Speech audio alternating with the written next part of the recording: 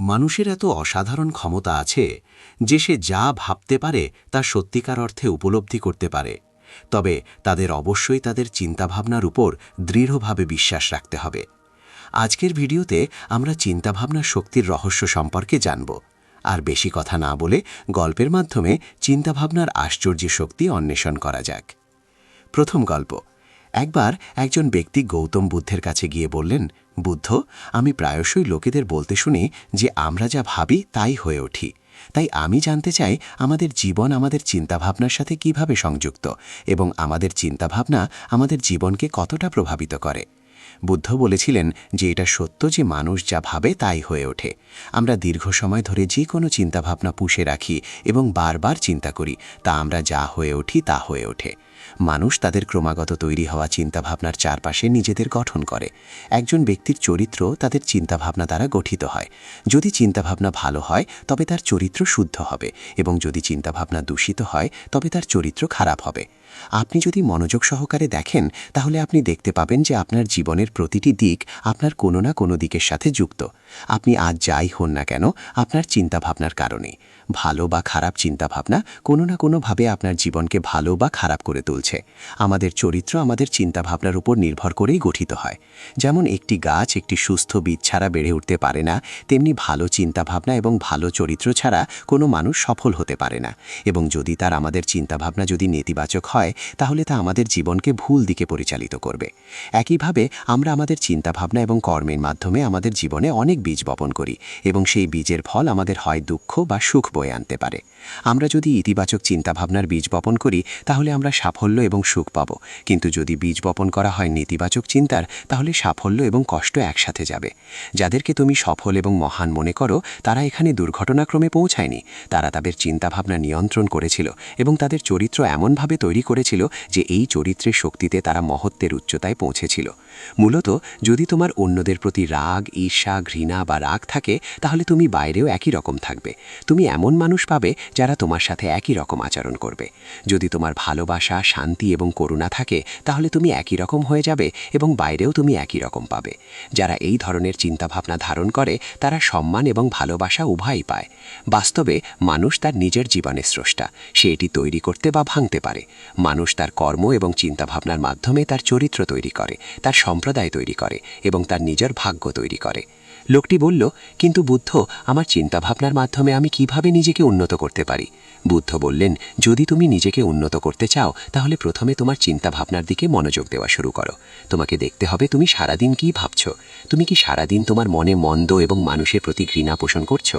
তোমাকে শুধু ভালো না মন্দের দিকে এগিয়ে যাচ্ছ সেদিকে মনোযোগ দিতে হবে। যখন তুমি ভালো চিন্তা না খারাপ চিন্তা তোমার মনে ঘুরপাক খাচ্ছে তা ভালোভাবে বুঝতে পারবে, তখনই তুমি তোমার চিন্তাভাবনার ধরনে একটি বড় ইতিবাচক পরিবর্তন আনতে পারবে। তোমার ভেতরে এক অন্তহীন ভাণ্ডার আছে। তুমি জানো না তুমি কি করতে পারো। তোমার কত আশ্চর্য ক্ষমতা আছে। তুমি নিশ্চয়ই মহান যোদ্ধা এবং মহান ব্যক্তিদের কথা শুনেছ। যদি তুমি তাদের শক্তিতে বিশ্বাস না করো তাহলে তোমাকে স্বীকার করতে হবে যে আগুন ছাড়া ধোঁয়া হয় না। তাদের সম্পর্কে অবশ্যই এমন কিছু আছে যার কারণে তাদের সম্পর্কে এত কিছু লেখা এবং বলা হয়েছে। তাহলে সেই সব মানুষ কারা ছিলেন যারা মহান যোদ্ধা এবং রোল মডেল হিসেবে পৃথিবীতে সম্মানিত ছিলেন? যদি আমরা একটু গভীরভাবে চিন্তা করি তাহলে এরা সেই মানুষ যারা নিজেদের মধ্যে অক্ষয় ধনকে চিনতে পেরেছিলেন। তারা সকলের মঙ্গলকারী লোকদের সাহায্য করে নিজেদের অনুশীলন এবং উন্নতি করতে থাকেন। তারা পৃথিবীতে মহান এবং অমর হয়ে ওঠেন। যদি তুমিও একই কাজ করতে চাও তাহলে প্রথমে তোমাকে তোমার চিন্তাভাবনার দিকে মনোযোগ দিতে হবে। বুদ্ধ আরও বলেছিলেন যে মানুষের মনকে একটি বাগানের সাথে তুলনা করা যেতে পারে। ঠিক যেমন আমাদের একটি বাগান পরিষ্কার এবং সুন্দর রাখতে হবে, তেমনি সময় সময় সেখানে জন্মানো আগাছা অপসারণ করতে হবে, প্রতিদিন জল দিতে হবে এবং গাছপালাগুলি যত্ন নিতে হবে। একইভাবে আমাদের মনকে সুন্দর এবং ইতিবাচক রাখতে আমাদের ক্রমাগত নেতিবাচক চিন্তাভাবনা দূর করতে হবে এবং ইতিবাচক চিন্তাভাবনা দিয়ে প্রতিস্থাপন করতে হবে। এর জন্য আমাদের ভয়, উদ্বেগ, ঘৃণা এবং ঘৃণার মতো আবেগ থেকে নিজেদের দূরে রাখতে হবে। এর জন্য আপনাকে অবশ্যই আপনার ভেতরের সবচেয়ে ভেতরের চিন্তাভাবনা শুনতে হবে। আপনার চিন্তাভাবনার প্রতি সর্বদা মনোযোগ দিতে হবে। একজন ব্যক্তির মধ্যে যে চিন্তাভাবনা এবং তার চরিত্র তৈরি হয় তা মূলত তার চারপাশের পরিবেশ এবং পরিস্থিতির ওপর নির্ভর করে। কিন্তু এর অর্থ এই নয় যে একজন ব্যক্তির পরিস্থিতি খারাপ এবং তাই তার চিন্তাভাবনা সর্বদা ত্রুটিপূর্ণ থাকবে। সেগুলি মনোযোগ দিয়ে তার চিন্তাভাবনা পরিবর্তন করতে পারে এবং সেই ব্যক্তির চিন্তাভাবনা পরিবর্তন হওয়ার সাথে সাথে তার চরিত্র এবং তার কাজ করার পদ্ধতি স্বয়ংক্রিয়ভাবে পরিবর্তিত হয়। এই সমস্ত জিনিস ধীরে ধীরে শিখতে হবে। আপনাকে অবশ্যই বুঝতে হবে যে চিন্তাভাবনা কিভাবে কাজ করে। আপনাকে প্রথমে মেনে নিতে হবে যে অন্য ব্যক্তি যা করতে পারে আপনিও তা করতে পারেন। আপনাকে কেবল এটি বারবার অনুশীলন করতে হবে। আপনাকে নতুন জিনিস শিখতে হবে। আপনার মন পরিবর্তনের সাথে সাথে আপনার পরিস্থিতিও পরিবর্তিত হবে।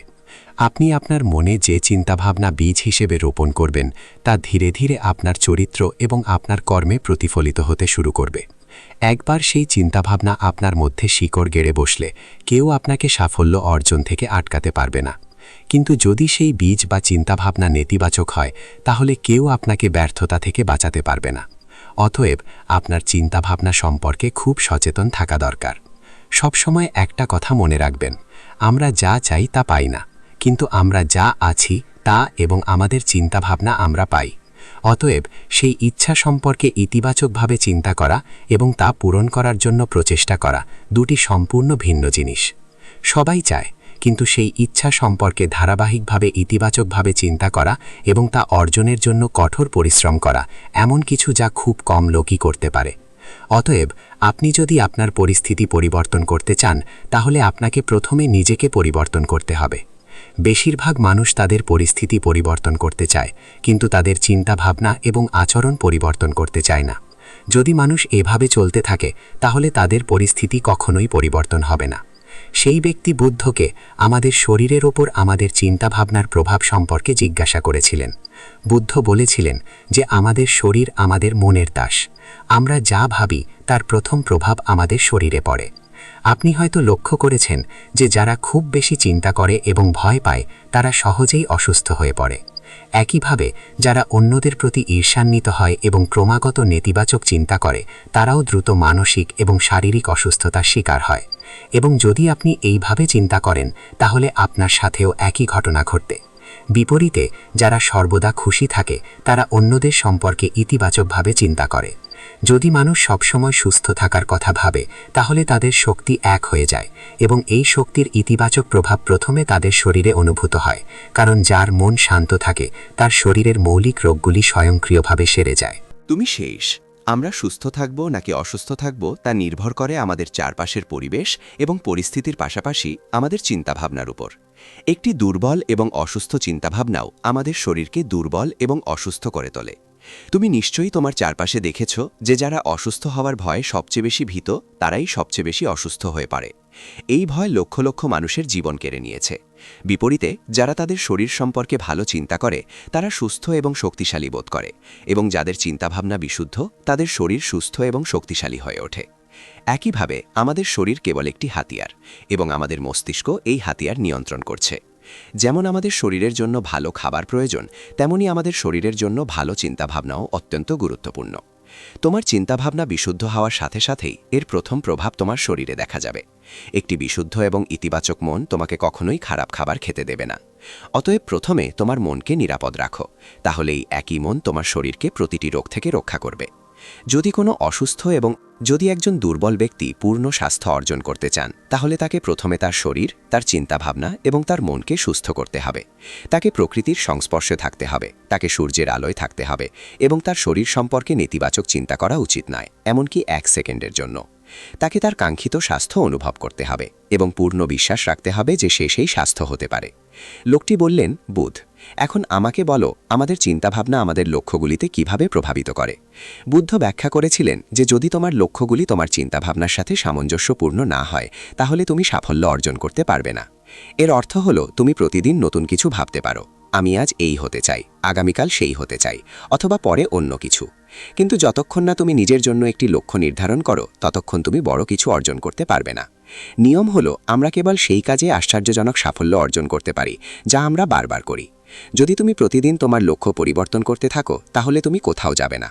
অতএব তোমার জীবনে একটি নির্দিষ্ট লক্ষ্য থাকতে হবে এবং তোমার সমস্ত কঠোর পরিশ্রম এবং নিষ্ঠার সাথে সেই লক্ষ্য অর্জনের জন্য চেষ্টা করতে হবে। এটি করার জন্য তোমাকে তোমার সমস্ত চিন্তাভাবনা নিজের উপর কেন্দ্রীভূত করতে হবে। তোমাকে লক্ষ্যের উপর মনোনিবেশ করতে হবে, অন্যথায় তোমার চিন্তাভাবনা ছড়িয়ে ছিটিয়ে থাকবে। এটা সম্ভব যে একবার আপনি ব্যর্থ হন অথবা শুরুতে কোনো সাফল্য না পান, তারপর অন্যদের দেখে আপনি ভাবতে শুরু করেন যে এই কাজটি সহজ। যদি তারা এই কাজে সফল হতে পারে তাহলে আমিও সফল হতে পারি এবং ভালো অর্থ এবং খ্যাতি অর্জন করতে পারি। এটাও সম্ভব যে এই কাজে ব্যর্থ হওয়ার পরেও আপনি অন্যদিকে ছুটে যান। এটি করার সময় আপনি অনেক কিছু করেন, কিন্তু এটিও সম্ভব যে আপনি কোনো একটি কাজে সফল হতে পারবেন না। অতএব আপনাকে প্রথমে একটি বিষয়ে সিদ্ধান্ত নিতে হবে, তবেই আপনার চিন্তাভাবনা একটি কাজে মনোনিবেশ করতে সক্ষম হবে। এখন আপনার লক্ষ্য যে কোনো কিছু হতে পারে, তা মানসিক শান্তি খুঁজে পাওয়া হোক বা ধনী হওয়া হোক। তবে মনে রাখবেন, লক্ষ্য হলো সেই লক্ষ্য যা আপনার চিন্তাভাবনাগুলিকে একদিকে কেন্দ্রীভূত রাখতে পারে। আপনি যদি বারবার আপনার লক্ষ্য অর্জনে ব্যর্থ হন, তবে এর অর্থ এই নয় যে আপনি এটি অর্জন করতে পারবেন না, বরং এর অর্থ হলো তোমার লক্ষ্য অর্জনের জন্য যেভাবে তোমাকে করতে হবে তা ভুল। তাই তোমাকে লক্ষ্য পরিবর্তন করতে হবে না, বরং তোমার চিন্তাভাবনা এবং কাজের ধরন পরিবর্তন করতে হবে। যদি তুমি এটা করো তাহলে তুমি ধীরে ধীরে শিখবে এবং তোমার লক্ষ্যে পৌঁছাবে। তোমার ব্যর্থতাকে কখনো ভয় পাবে না। যদি তুমি বড় কিছু অর্জন করতে চাও তাহলে তোমাকে ভেতর থেকে খুব শক্তিশালী হতে হবে, কারণ তুমি যাই করো না কেন, মানুষ প্রায়শই তাদের কথার মাধ্যমে তোমাকে দুর্বল এবং নিরুৎসাহিত করার চেষ্টা করবে। অতএব যদি তুমি ভয় পাও তাহলে তুমি তোমার কোনো লক্ষ্যেই সাফল্য অর্জন করতে পারবে না, কারণ ভয় তোমার সমস্ত আশা ধ্বংস করে দেয় এবং তোমার সমস্ত চিন্তাভাবনা কেবল তোমার ভয়ের মধ্যেই সীমাবদ্ধ থাকবে, এবং ভয় পেয়ে তুমি শেষ পর্যন্ত নিজেকে শারীরিক এবং মানসিকভাবে ধ্বংস করবে। যদি তুমি নিজেকে অসুস্থ করে ফেলো, তাহলে তুমি বুঝতে পারবে যে তোমার মিথ্যা ভয়ে তুমি কত বড় ভুল করে ফেলেছ। তাহলে সেই পরিস্থিতি থেকে নিজেকে মুক্ত করা তোমার পক্ষে খুব কঠিন হয়ে পড়বে। তাই প্রথমে এমন একটি লক্ষ্য নির্ধারণ করো যাতে তোমার চিন্তা ভাবনা তার উপর নির্ভর করতে পারে। এরপর বারবার ব্যর্থ হলেও আতঙ্কিত হও না, কারণ এটি লক্ষ্য অর্জনের একটি অংশ। পূর্ণ বিশ্বাস রাখো যে তুমি অবশ্যই সফল হবে এবং একদিন তুমিও সফল হবে। সেই ব্যক্তি বুদ্ধ বললেন, চিন্তাভাবনা এবং মনের শান্তির মধ্যে কি সম্পর্ক? বুদ্ধ বলেছিলেন যে মনের শান্তি এমন একটি ধন যা পৃথিবীর কেউ অর্জন করতে পারে না। যে এই ধন অর্জন করেছে সে পৃথিবীর সবচেয়ে ভাগ্যবান ব্যক্তি। সে ভিড় থেকে আলাদা হয়ে দাঁড়ায়। এটা বলা যতটা সহজ মনে হয় ততটা সহজ নয়। দীর্ঘমেয়াদী আত্মনিয়ন্ত্রণের মাধ্যমেই কেবল মনের শান্তি অর্জন করা সম্ভব। যখন একজন ব্যক্তি নিজেকে বোঝে এবং বিশ্বপ্রেম এবং ভালোবাসার মধ্যে পার্থক্য বোঝে, তখন তার মধ্যে ঘৃণা, ভয় এবং হিংসার মতো আবেগ অদৃশ্য হয়ে যায়। তারপর একদিন একজন ব্যক্তি প্রকৃত মনের শান্তি খুঁজে পেতে পারে, এবং এটি প্রতিটি মানুষের চূড়ান্ত লক্ষ্য। একজন শান্ত ব্যক্তি সবচেয়ে খারাপ পরিস্থিতিতেও নিজেকে নিয়ন্ত্রণ করতে পারে। একজন শান্ত ব্যক্তি একজন মানুষের মতো মানসিক শক্তি আর কারণ নেই। একজন শান্ত ব্যক্তি মানে এমন একজন যার মন প্রশান্ত, কারণ আপনার মন শান্ত হওয়ার সাথে সাথে আপনার সমস্ত চিন্তাভাবনা শান্ত হয়ে যাবে, এবং তারপরে আপনি বুঝতে পারবেন যে আপনার মন আসলে কতটা শক্তিশালী। মানসিক শান্তি পাওয়ার সাথে সাথেই আপনি অনুভব করবেন যে আপনার মানসিক শক্তি এতটাই বৃদ্ধি পেয়েছে যে আপনার জন্য সবকিছু সহজ হয়ে গেছে। আপনি যেখানেই থাকুন না কেন, আপনার পরিস্থিতি যাই হোক না কেন, আপনি নিজেকে গ্রহণ করতে শুরু করবেন। আপনি সর্বদা খুশি থাকবেন। আপনি যদি এটি অর্জন করতে চান তাহলে আপনাকে আপনার চিন্তা ভাবনা দিয়ে শুরু করতে হবে। আপনার চিন্তা ভাবনার উপর নিয়ন্ত্রণ রাখুন এবং আপনি কেবল ধ্যানের মাধ্যমেই এই নিয়ন্ত্রণ অর্জন করতে পারেন। এই কথা বলে বুদ্ধ চুপ করে গেলেন এবং ধ্যান করতে শুরু করলেন। লোকটি তাকে প্রণাম করে চলে গেলেন। বন্ধুরা, আমি আশা করি আপনি এই গল্প থেকে একটি ভালো শিক্ষা পেয়েছেন। দয়া করে মন্তব্য বিভাগে মন্তব্য করে আপনার এটি কেমন লেগেছে তা আমাদের জানান। তাহলে বন্ধুরা, আসুন এখন আমাদের দ্বিতীয় গল্প শুরু করি। দ্বিতীয় গল্প, একবার দারিদ্র্যের কারণে জর্জরিত এক ব্যক্তি মহাত্মা বুদ্ধের কাছে গিয়ে বললেন যে এই পৃথিবীতে কিছু মানুষ এত সফল যে তারা কোটি কোটি টাকা আয় করছে। তারা আপনাকে দুর্বল এবং হতাশ করার চেষ্টা করবে। অতএব যদি তুমি ভয় পাও তাহলে তুমি তোমার কোনো লক্ষ্যেই সাফল্য অর্জন করতে পারবে না, কারণ ভয় তোমার সমস্ত আশা ধ্বংস করে দেয় এবং তোমার সমস্ত চিন্তাভাবনা কেবল তোমার ভয়ের মধ্যেই সীমাবদ্ধ থাকবে।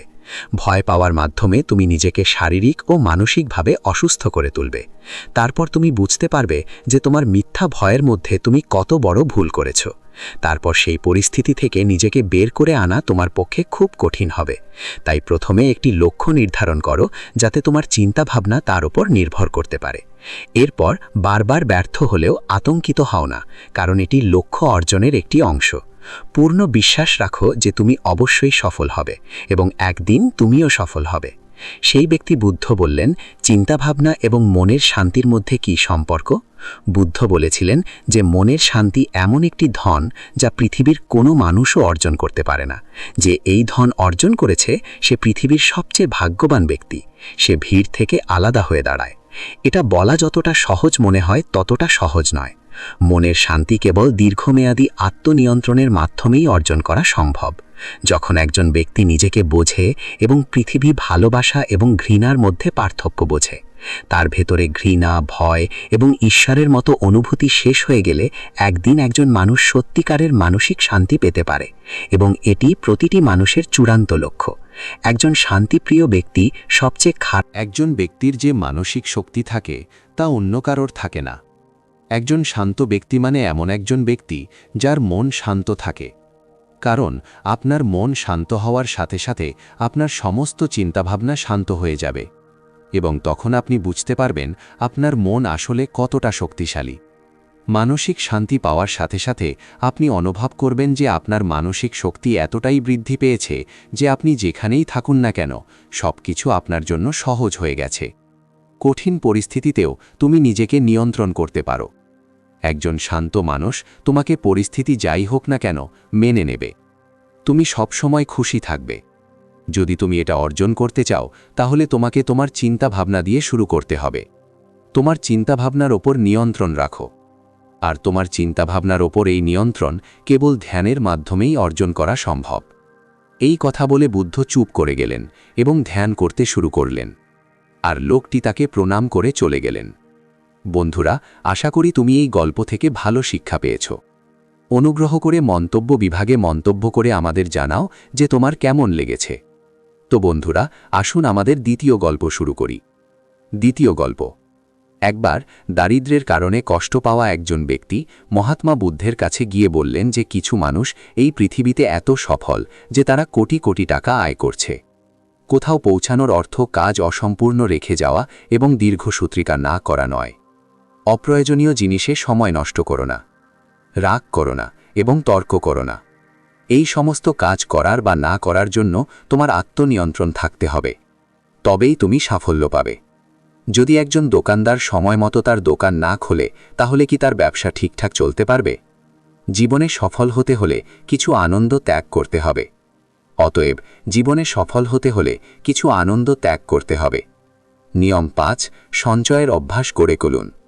অনেকেই অল্প টাকা আয় করেন, কিন্তু তবুও ব্যয়বহুল এবং জাঁকজমকপূর্ণ জিনিস কিনতে পছন্দ করেন।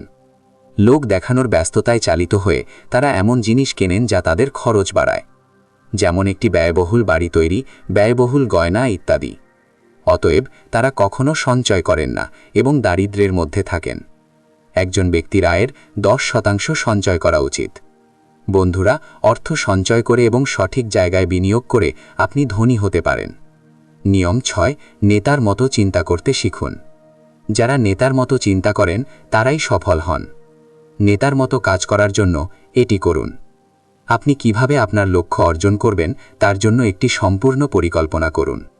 তারপর সেই লক্ষ্য অর্জনের জন্য প্রয়োজনীয় জিনিসগুলি করা শুরু করুন। একজন নেতা এবং একজন সাধারণ ব্যক্তির মধ্যে এটাই পার্থক্য। 2 বা 3টি ব্যর্থতার পরে একজন সাধারণ ব্যক্তি তার জ্ঞান হারিয়ে ফেলে। একজন নেতা যতবারই ব্যর্থ হন না কেন তিনি কখনো হাল ছাড়েন না এবং তার প্রচেষ্টা চালিয়ে যান। একজন সত্যিকারের নেতা কখনো থামেন না এবং সাহসের সাথে এগিয়ে যান। নিয়ম 6, বাক্সের বাইরে চিন্তা করার চেষ্টা করুন এবং নতুন কিছু করার চেষ্টা করুন। এর অর্থ হল একটি সৃজনশীল পদ্ধতি গ্রহণ করা। কিন্তু জীবনের অভিজ্ঞতায় একজন ব্যক্তিকে গড়ে তোলে, আপনাকে সৃজনশীল করে তোলে এবং আপনাকে নতুন এবং ভিন্ন কিছু করার ধারণা দেয়। একজন ব্যক্তির জীবনের সাথে আসা দুঃখ এবং সমস্যাগুলি নতুন ধারণার জন্ম দেয়।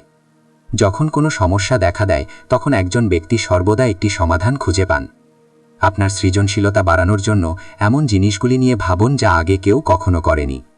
এর জন্য বিভিন্ন বিষয় অধ্যয়ন করুন এবং স্থান পরিদর্শন করুন। নতুন লোকের সাথে কথা বলুন এবং নতুন জিনিস চেষ্টা করুন। নিয়ম অষ্টম, সর্বদা আরও বেশি করার চেষ্টা করুন। এটি একজন ব্যক্তির ব্যবসা বা চাকরিতে দ্রুত সাফল্য অর্জনের অভ্যাস। আপনাকে যা বেতন দেওয়া হয় তার চেয়ে বেশি করার চেষ্টা করুন। শুরুতে শেখার জন্য কাজ করুন, অর্থ উপার্জনের জন্য নয়। ধরুন আপনি একটি ব্যবসা শুরু করতে চান এবং প্রাথমিকভাবে আপনি একই ধরনের একজন ব্যবসায়ীর জন্য কাজ শুরু করেন। এমনভাবে আচরণ করবেন না যাতে আপনাকে মনে হয় যে আপনি কেবল অর্থ উপার্জনের জন্যই আছেন। আপনাকে যা বলা হয়েছে তার চেয়ে একটু বেশি করুন এবং সম্ভব হলে অন্যদেরও সাহায্য করুন। লোকেরা আপনাকে পছন্দ করবে এবং আপনি শীঘ্রই ভিড় থেকে আলাদা হয়ে উঠবেন। ব্যবসায়ীরা আপনার সাথে যোগাযোগ করবে এবং ব্যবসার সাথে সম্পর্কিত বিষয়গুলি শিখবে, যা সাফল্যের জন্য সত্যিই অপরিহার্য। মনে রাখবেন, যারা কঠোর পরিশ্রম করে তারা সর্বদা খুশি এবং হাসি খুশি থাকে। এই ধরনের লোকেরা দ্রুত তাদের লক্ষ্য অর্জনে সফল হয়। নিয়ম 10, আপনার ব্যক্তিত্বকে আকর্ষণীয় করে তুলুন। একজন ব্যক্তির ব্যক্তিত্ব সাফল্যে বড় ভূমিকা পালন করে, তাই আপনার ব্যক্তিত্ব উন্নত করুন। আপনার পোশাক দিয়ে শুরু করার জন্য এটি প্রয়োজনীয় নয় যে সেগুলি ব্যয়বহুল হোক, তবে সেগুলি পরিষ্কার এবং সুন্দর হওয়া উচিত। আপনার শরীর পরিষ্কার রাখুন, আপনার পায়ের নখ থেকে চুল পর্যন্ত। শারীরিক সৌন্দর্যের চেয়ে অভ্যন্তরীণ সৌন্দর্য বেশি গুরুত্বপূর্ণ, তাই সর্বদা আপনার মুখে হাসি রাখুন। কোমল মনোভাবের সাথে মানুষের সাথে দেখা করুন, তাদের প্রতি সহানুভূতিশীল হন এবং তাদের সাহায্য করুন। এটি আপনার ব্যক্তিত্বকে উন্নত করবে, আপনার বন্ধুর সংখ্যা বৃদ্ধি করবে এবং অন্যদের সাথে আপনার সম্পর্ককে শক্তিশালী করবে, যা সাফল্যের জন্য অপরিহার্য। নিয়ম 10, অন্যদের নেতিবাচক দিকগুলিতে খুব বেশি মনোযোগ দেবেন না। আপনি যাই করুন না কেন, আপনার চারপাশে সবসময় এমন কিছু লোক থাকবে যারা সর্বদা দোষ খুঁজে বের করবে এবং খারাপ কাজ করবে। অতএব এই ধরনের লোকের কথা উপেক্ষা করুন এবং তাদের সাথে তর্ক করে আপনার সময় এবং শক্তি নষ্ট করবেন না। যদি তুমি তাদের সাথে মিশে থাকো তাহলে তুমি ধীরে ধীরে তাদের মতো হয়ে উঠবে। নিয়ম 11, তোমার লক্ষ্যের ওপর তোমার মনকে কেন্দ্রীভূত করতে শিখো। যে ব্যক্তি সামান্যতম অসুবিধায় তাদের লক্ষ্য ত্যাগ করে অথবা অন্য একজন সফল ব্যক্তিকে দেখার পর তাদের কাজকে আরও লাভজনক এবং সহজ মনে করতে শুরু করে এবং নিজের কাজ ত্যাগ করে, সে কখনোই সাফল্য অর্জন করতে পারে না। চুপচাপ বসে থাকো এবং লক্ষ্য নির্ধারণ করো, এরপর পিছু হটবে না, তা অর্জন করা যতই কঠিন হোক না কেন। আমরা অবশ্যই আমাদের লক্ষ্য অর্জনের উপায় পরিবর্তন করতে পারি, তবে লক্ষ্যটি আনন্দদায়ক হতে হবে। নিয়ম 12, একসাথে কাজ করতে শিখো। যদি তুমি জীবনে দুর্দান্ত সাফল্য অর্জন করতে চাও তাহলে মানুষের সাথে কাজ করতে শিখো, কিন্তু বিজ্ঞতার সাথে বেছে নাও। প্রত্যেকের লক্ষ্য এবং কাজের প্রতি আগ্রহ একই হওয়া উচিত। এর পাশাপাশি প্রতিটি ব্যক্তির আপনার লক্ষ্যের সাথে সম্পর্কিত কিছু কাজে দক্ষ হওয়া উচিত। তারপর তোমার তাদের সকলকে সাহায্য করা উচিত। নিয়ম 13, ভুল থেকে শিক্ষা নাও। বাস্তবে জীবনে ব্যর্থতা বলে কিছু নেই, এটি কেবল একটি শিক্ষা যা তোমাকে শেখায় যে এই পদ্ধতি কাজ করবে না, তাই এটি থেকে শিখো এবং অন্য উপায় খুঁজে বের করো। একইভাবে প্রতিটি ব্যর্থতা কিছু না কিছু শেখায়, তাই তা থেকে শিখুন এবং এগিয়ে যান। হতাশ হয়ে হাল ছেড়ে দেবেন না। নিয়ম 14, ভুল থেকে শিখুন। নিয়ম 14, ধৈর্য ধরুন। সেটা জাতপাত, ধর্ম বা সম্প্রদায়ের বিষয় হোক বা কারো ভুলের প্রতিক্রিয়া হোক, প্রতিটি ব্যক্তির স্বভাবকে সম্মান করুন এবং সকলকে সম্মান করুন, তবেই আপনি এগিয়ে যেতে পারবেন এবং সংকীর্ণ চিন্তাভাবনা সম্পন্ন ব্যক্তিরা কখনো এগিয়ে যেতে পারবেন না। একইভাবে যদি কেউ ভুল করে তাহলে তাকে তা সংশোধন করার সুযোগ দিন। যদি আপনি মেজাজ হারিয়ে চিৎকার করেন তাহলে কেউ আপনাকে সম্মান করবে না। নিয়ম 15, নিজের ভেতরে যান এবং নিজেকে সফল করার আবেগ অর্জন করুন। এই নিয়ম না বোঝার কারণে লক্ষ লক্ষ মানুষ ব্যর্থ হয় এবং জীবনে কিছুই করতে পারে না, কারণ এটি তাদের ভেতরে ছিল না। ভাববেন না যে তারাও সফল হতে পারে। এছাড়াও সারা জীবন তোমার প্রতিটি দিন শুভ ও আনন্দে ভরে উঠুক। তোমার জীবন পূর্ণ হোক। ধন্যবাদ। নমো বুদ্ধায়।